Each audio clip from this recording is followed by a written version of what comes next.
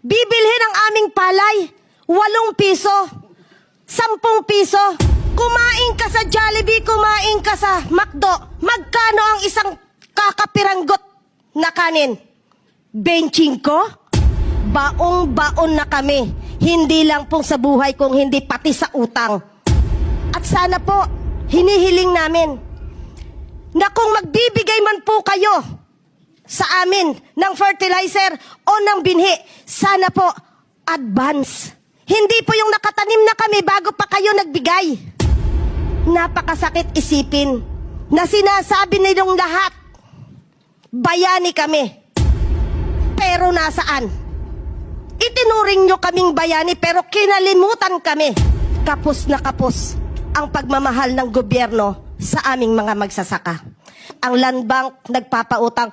Pero yun nga po, bago kami makahiram, isang truck na papeles ang kaming kailangan. Nasaan ang hustisya?